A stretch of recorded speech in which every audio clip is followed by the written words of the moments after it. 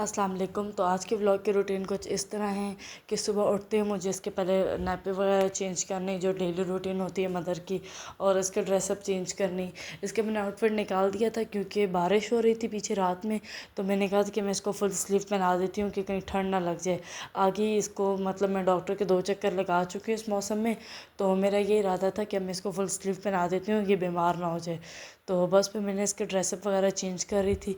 और ये है कि ये भी सुकून से लेटी भी है, वरना कपड़े पहनाने के टाइम पे ये बहुत ज़्यादा हलचल करती है, पहनाने नहीं देती, तंग करती है। तो बहुत ज़्यादा ये तंग करती है। तो बस मैंने किसी तरह मुश्किल से इसके कपड़े इसको पहनाए हैं, सेट किए हैं। और फिर मैंने कहा चलो फिर मैं इसको नाश्ता करवा लूँगी, क्योंकि इन दिनों ज़रा इसका गला ख़राब है, तो ये थोड़ा बहुत तंग करती है। और बच्चे के साथ आपको पता है हर काम लगे ही रहते हैं, उनकी एक चीज़ सही होती है तो 2 चीज़ उनके साथ ख़राब हो जाती है। तो बस फिर मैंने इसे नाश्ता वगैरह करा के सुला दिया था, क्योंकि फिर ये अगर नाश्ते के टाइम पे मैं कुछ रिकॉर्ड कर दूँ या मोबाइल लगा लूँ तो फिर ये उसके बाद मुझे और तंग करती है, मोबाइल खींचने लग जाती है। तो बस फिर आज हमारे घर पे दावत भी थी, हमने किसी की दावत की हुई थी, तो हमें उन चीज़ों को भी प्रिपरेशन करनी थी। तो मैंने इसको सुला के बस इसके लिए आलू बॉईल करने के लिए रख दिया था, और जो सामान वगैरह बनाना था, जो चीज़ें मतलब निकालनी थी या जो चीज़ें मंगवानी थी, वो सब मैंने सेटअप करके रख दिया था कि क्या क्या बनाना है और क्या क्या नहीं करना। तो आपको पता है अगर कोई आ रहे हैं मेहमान, तो आप चिकन गोश्त मतलब जो आपके बस में होता है अच्छा बना सके, तो वो सब चीज़ ट्राई करते हैं। तो बस फिर मेरा ये इरादा था कि हमने कहा मैक्रोनी बना लेंगे, और उसके अलावा हम बड़े गोश्त का सालन बना लेंगे, क्योंकि जो मतलब जिनके दावत थी, जो गेस्ट थे, उन्हें चावल मतलब इतने ख़ास पसंद नहीं थे। तो इस वजह से उनके लिए फिर हम लोगों ने सालन बना लिया था, और साथ में हमने कहा था मैक्रोनी और चाट का काम हम लोग कर लेंगे। तो बस इसको सुला के ही कोई काम हो सकता है, क्योंकि ये जब हम लोग कुछ काम कर रहे हैं तो ये बिल्कुल भी हमें तंग करने शुरू हो जाएगी, कोई काम नहीं करने देगी।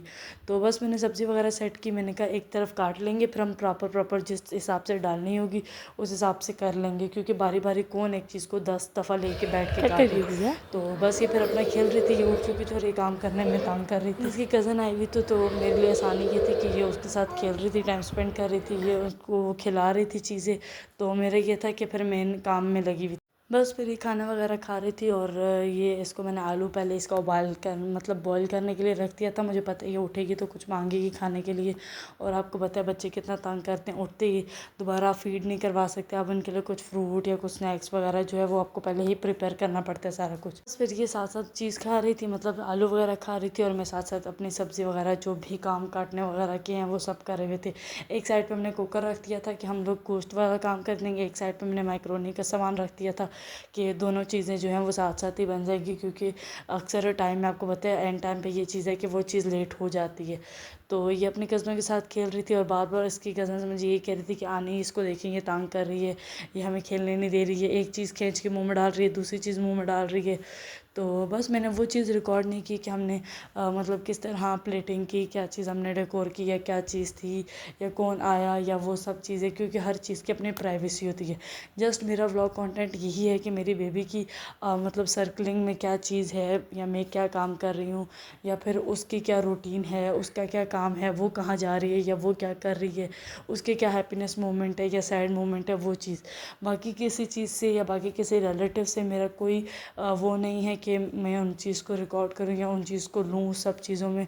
तो इसलिए मैं उन चीज़ों को ज़्यादा अवॉइड ही करती हूँ, चाहे कोई भी हो। तो मतलब रिलेटिव्स हों या फिर नॉन रिलेटिव्स हो, कोई भी हो, मैं उन चीज़ों को अवॉइड करती हूँ, उन चीज़ों को उनको बिल्कुल भी नहीं लेना पसंद करती, क्योंकि अक्सर रिस्ट्रिक्शन उनकी तरफ से भी होती हैं और कुछ आपको भी पता होती है कि अपनी बाउंड्रीज़ क्या हैं। तो उस वजह से फिर मैं सिर्फ इसी के जो सर्कलिंग की ये मतलब मेमोरीज़ होती हैं वही कैप्चर करती हूँ और वही चीज़ रिकॉर्ड करती हूँ जस्ट। बस फिर मैंने कुछ इसके कपड़े भिगोए हुए थे, तो मैंने कहा था कि मैं फिर उसको मतलब डाल, और फिर ये शोर डाल रही थी कि बस मुझे फिर छत पे लेके जाओ, क्योंकि वहाँ पे जो है वो एक घोंसला सा बना हुआ है। अगर आपने मेरा प्रीवियस ब्लॉग देखा है उसमें मैंने आपको एक घोंसला भी दिखाया था कि वहाँ पे एक दरख्त पे बनाया हुआ है कौवों ने। तो वो ये मुझे शोर डाल रही थी कि उधर वो बैठे हुए हैं तो उनको तरफ मुझे लेके जाओ। तो वो ये चीज़ है उनकी कि वो अपने दरख्त के बिल्कुल सामने ही उड़ के ऊपर बैठते हैं, और वो हमारे सर्कलिंग में आस पास घूमते हैं कि हम उस चीज़ को छेड़ ना दें, या फिर हम उस चीज़ को मतलब तोड़ ना दें इनके घोंसले को। और फिर साथ में मैं इसको ताकत की दवाई दे रही थी, तो ये वो चीज़ भी पीने में इतना नाटक कर रही थी कि वो कौवा जो है वो नीचे उतर के हमारे पास आ गया था।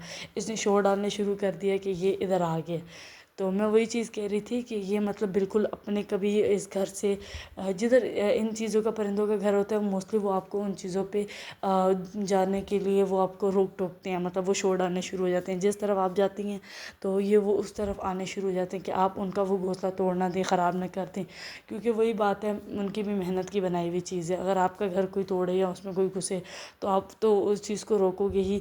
उसी तरह जानवर की भी ये बात है कि हम जिधर जिधर जा रहे थे हमारे पीछे पीछे आ रहा था कि हमने वो चीज़ अगर देख ली है तो हम उस चीज़ को तोड़ ना दें। बस फिर ये यहीं पे आसपास ही खेल रही थी और दावत वगैरह भी हो चुकी थी, सब कुछ अच्छे से हो चुका था, वो आके जा चुके। ये है कि मैंने उसे दवाई वगैरह भी दे दी, क्योंकि आपको पता है जब बच्चा मतलब साथ साथ बड़ा होता जाता है उसकी आयरन की, उसकी मतलब विटामिन्स की आपको सारी चीज़ों का ख्याल करना पड़ता है। और मोस्टली अभी ये है कि अभी मतलब शॉर्ट व्लॉग्स ही आएंगे मतलब अभी कुछ दिनों तक, लेकिन उसके बाद अभी आगे बहुत एक इंटरेस्टिंग वगैरह व्लॉग आएगा, तो वो चीज़ आप लाजमी देखिएगा। वो थोड़ा लंबा भी होगा, क्या पता उसके 2 पार्ट भी हों, तो उस चीज़ के लिए आप लोग बिल्कुल स्टे ट्यून रहना। और आज के लिए बस इतना ही है, क्योंकि दावत